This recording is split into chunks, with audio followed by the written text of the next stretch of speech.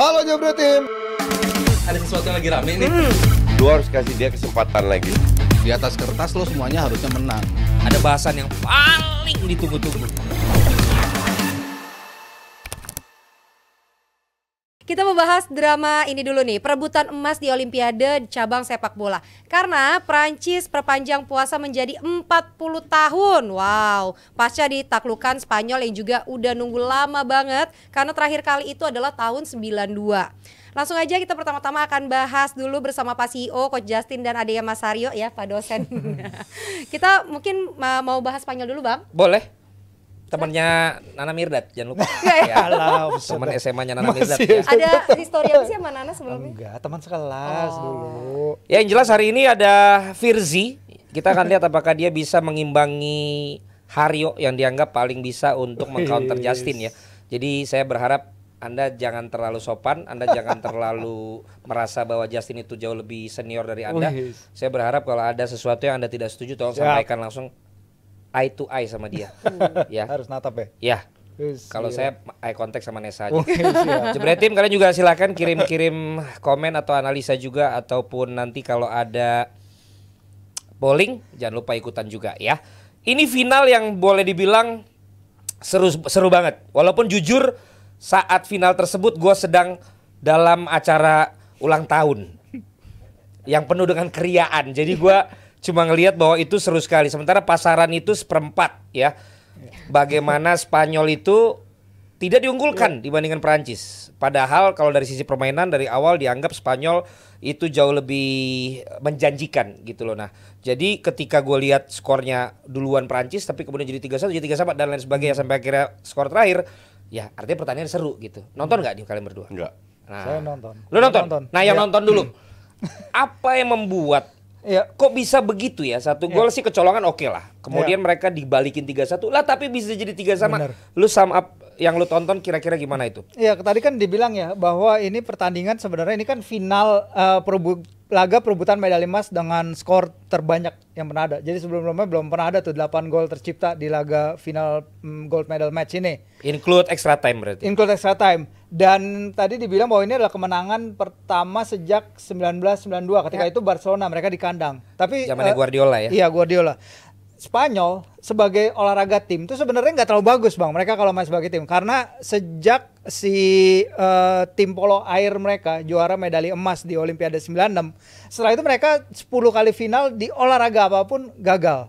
Makanya si media Spanyol Marca menyebut ini suatu lingkaran emas dalam artian ini udah lama kita nggak menangin medali ini. Terakhir Barcelona pun di kandang, obviously mereka main di basically kandang mereka. Mereka bisa melengkapi ini dengan gelar juara Eropa yang mereka dapatkan musim panas sama. Ini adalah kemenangan yang besar di mata media Spanyol karena banyak sebenarnya dari tim kontingen Spanyol yang nggak memenuhi target mereka di Olimpiade kali ini. Ada beberapa cabang unggulan mereka yang nggak dapat medali. Ketolonglah dengan sepak bola ketolong mereka dengan dapat. sepak Tapi bola. menurut lo emang mereka dari permainan gimana menurut lo kemarin? Kalau permainan kita lihat sepanjang turnamen ya dengan Enggak yang di final. Ya di final. Oke, kalau kita lihat hanya di final, emang Thierry Henry juga dalam tekanan ya untuk mendapatkan kemenangan karena ini di kandang mereka, ini adalah suatu pertandingan yang sangat penting. Memang ada beberapa momen di mana Spanyol juga ya gue juga udah lupa tuh sekarang skor pergantian skornya kayak gimana. Tapi kalau begitu kita lihat golnya begitu dramatis 1-0, 3-1, 3 sama, baru 5-3. Mereka bisa balas, habis itu mereka mencetak 2 gol di extra oleh pemain pengganti mereka, si Camelo. Menurut gue emang pergantian dari pemain yang bahkan si Camelonya sendiri nggak diproyeksikan hari itu dia akan main. Dia tuh udah siap sebenarnya kalau dia di bangku cadangan. Cuman kan dia akhirnya main karena siapa tuh namanya si Omo Rodion itu dia cedera. Kalau nggak itu dia nggak akan main. Tapi bagi Prancis sendiri sebenarnya nggak bisa dicap sebagai kegagalan karena secara permainan pun mereka bisa memberikan perlawanan bagus di sana. Dan ketika Michael Olise mencopot silver medalnya di podium dan ketika dia dicap itu sebagai kegagalan kan banyak yang menyangkal, banyak yang bilang, "Ini kamu ngapain kayak gitu? Silver itu bagus loh." Udah oke sama kayak Ongri ya yang ikut merayakan gitu. Tapi kalau lo memang lo nggak nonton gitu, tapi kalau lo ngikutin beritanya atau apapun, lo melihat yang bisa Gue lo nonton match sebelumnya. yang Spanyol atau yang Semifinal. Prancis? Dua-dua. Oke, lo Gue lihat permainan Spanyol itu murni ngandelin bola atas. Si Loic Bade sama Mateta atau siapa namanya? Prancis, iya. Ya Prancis. Prancis ngandelin bola-bola atas doang. Bahkan mereka bisa menang lawan Maroko dan sama Mesir ya. Mesir. Goblok.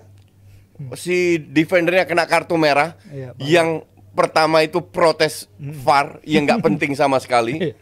Kalau sana 11 lawan 11 belum tentu menang itu Prancis. Jadi Prancis itu untuk gue terlalu oportunis.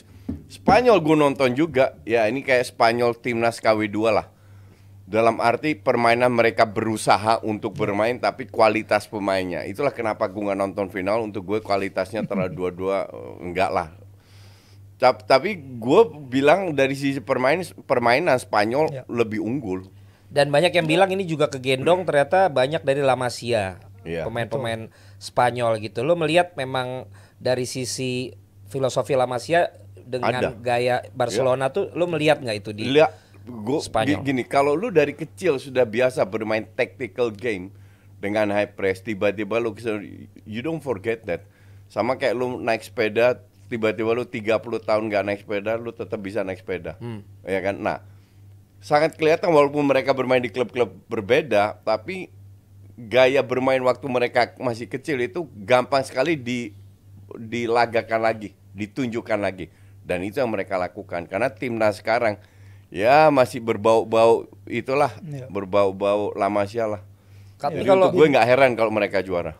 Ya, bintang di sini kan juga Fermin Lopez yang 2 gol ya kemarin ya. Iya, 6 gol di turnamen, 2 assist.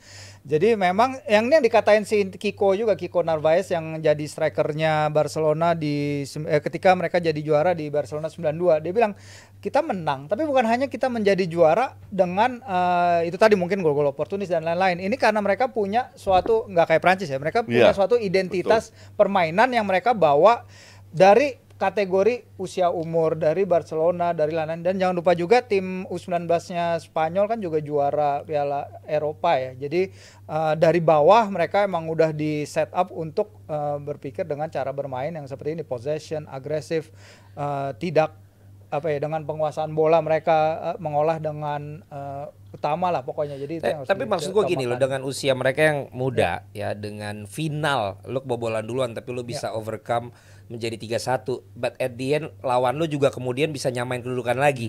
Menurut kalian ini memang berarti mereka udah punya mentalitas yang memang kuat dari usia dini, atau malah karena memang mereka masih muda makanya harusnya kayak udah tinggal mantepin kemenangan, masih bisa disusul lagi? Di satu sisi lu masih bisa disusul lagi, dan biasanya orang yang nyusul sampai extra time biasanya dia yang akan menang karena dia punya second win kan gitu. Tapi ini kemudian Spanyol balikin lagi dengan gol yang similar loh, dicop-cop gitu bolanya gitu loh. Gue mau tanya, itu golnya Prancis ada yang heading nggak? Yang pertama tendangan langsung, kipernya ini lepas. Iya, kemudian yang Maksudnya dua ada penalti, terakhir tuh yang terakhir penalti sama yang satu lagi nggak heading deh. Oh nggak heading ya. Karena waktu Prancis lawan Egypt sama Spanyol lawan Maroko itu juga Spanyol keteteran itu.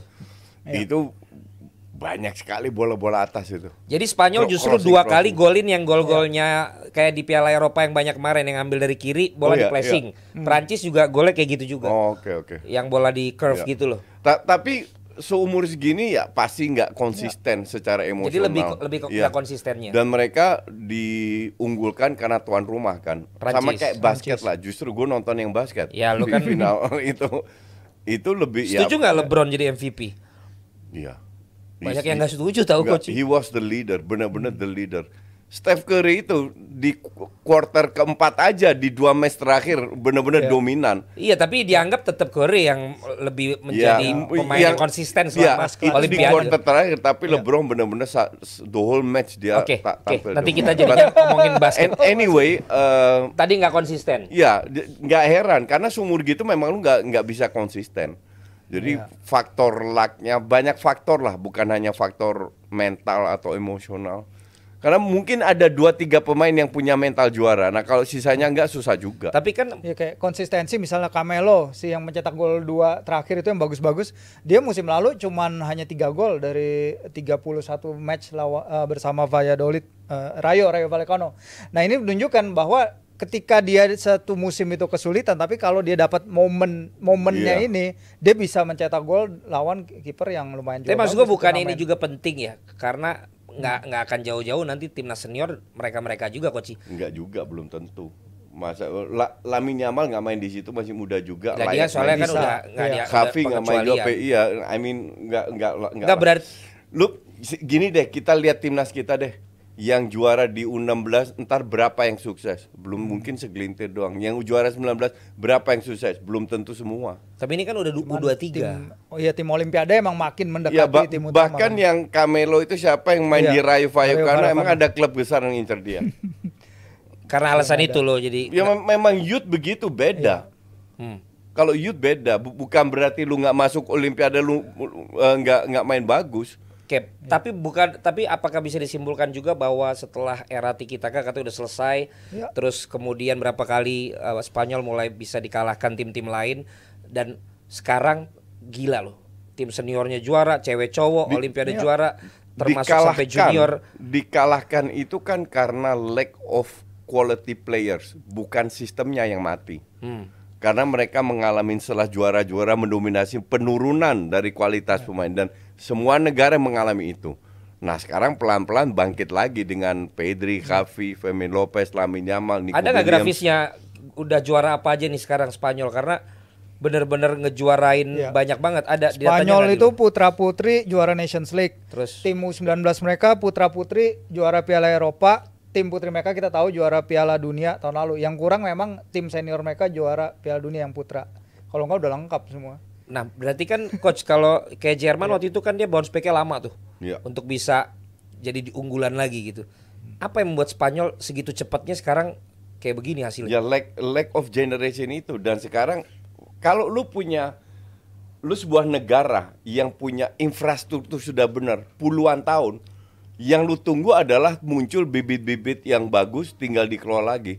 Pada saat bibit-bibit nggak muncul, terjadi pada Perancis, terjadi pada Belanda, pada Inggris, pada semua negara mengalami itu.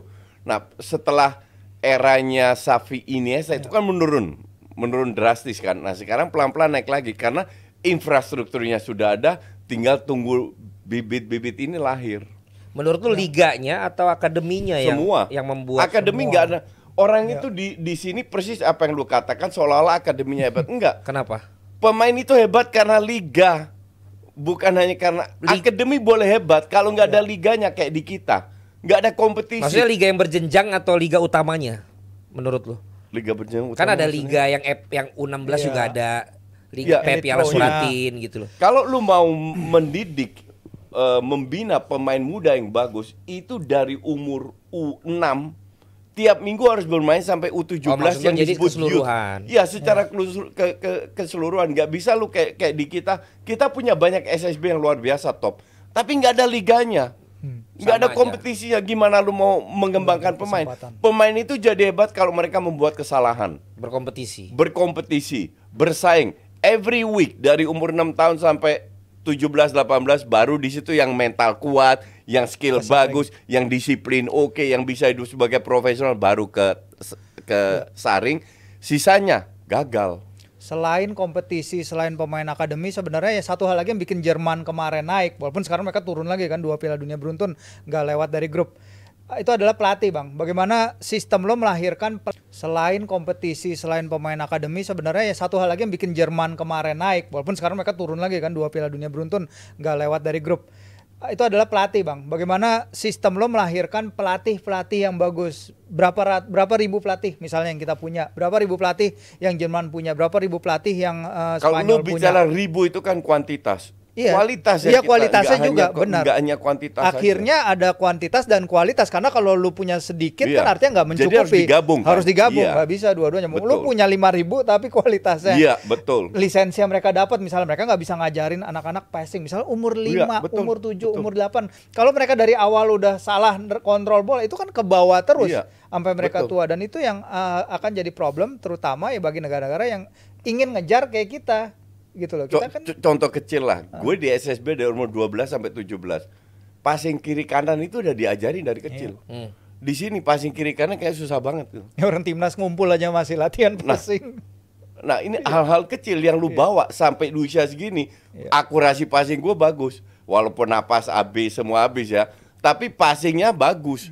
Karena dari kecil udah dididik. Ini lu menilai passing lu sendiri. Iya, that's the fact. Gue I tell the truth. Oke, nggak apa-apa, gue kan nanya aja. Dan lu tahu itu. Wow. Kita sering main bareng. Gue yang tahu lu cuman emang selalu pengen ngolongin orang aja, Coach. Itu juga. Jadi sudah sepatu baru udah. Motivasi utama. Apa? Udah. Udah dipakai. Banyak. Oke. Wih, Sekarang alasannya sepatu ya. Iyalah mau cari apa lagi kalau nggak cari sepatu. Seumur gini cari apa lagi lo? Oke lah. Sepatu lah. Kita sudahi dulu obrolan tentang Olimpiade. Yang jelas ya itu lawannya Spanyol itu harusnya segrup sama kita kalau kemarin kita lolos. Iya. Bener. Kita ketemu Lu sadar nggak dari ketemu Thierry Henry. 5 atau 4 Asia yang lolos berapa? 4? Uzbekistan 4 atau 5? 4 kan? Irak, iya 4 kayaknya. Yang rank 1 di grup cuma Jepang. Sisanya rank 4 semua. Iya. Habis itu Jepang lewat juga. Termasuk si Gini yang lawan Iya, kita iya, itu iya. juga. Semua Irak, Guinea, Uzbek, rank 4 semua. Ya, satu-satunya membanggakan tentunya adalah wasit kita di Cina itu adalah final Piala Eropa dia juga jadi wasitnya. Yang ngusir ini kan Iya, Sintayong. dia jadi final. Wasit katro itu. Wasit Prancis.